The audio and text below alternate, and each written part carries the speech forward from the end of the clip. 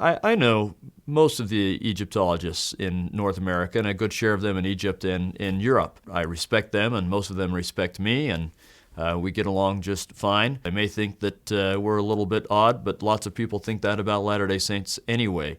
There is a particular reason why some Egyptologists will get so bothered with Latter-day Saints and the Book of Abraham. You should know there's an anti-religious stream in academia anyway, and there are lots of scholars who are trying to prove that the Bible is incorrect and that everything about it is wrong, and anything having to do with religion is incorrect and wrong. So you're going to encounter that anytime you are in academics and you come from a religious point of view. That's to be expected.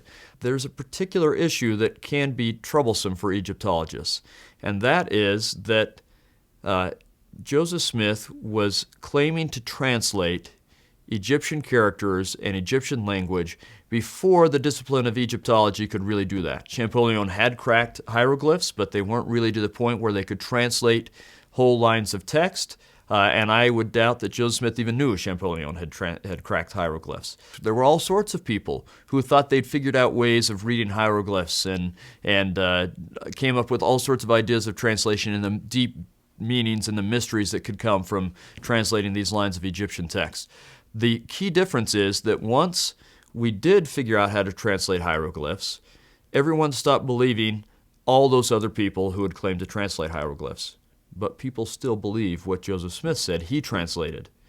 He claimed to do it by divine inspiration, not by grammars, not by anything else, but by divine inspiration. And there are many of us who do still believe that he translated this correctly.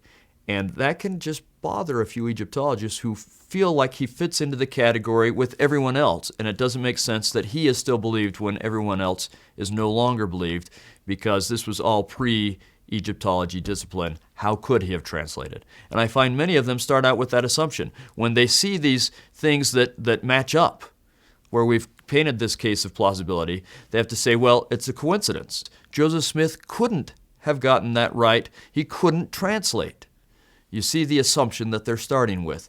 The assumption based on academic abilities being the only way to translate, and thus it says he could not translate, thus he is wrong, therefore anything that seems like it's right is coincidence. That's because they're not willing to allow for an ability to translate based on revelation. That's their point of view. They're entitled to that point of view. I've had revelatory experiences that convince me it is possible.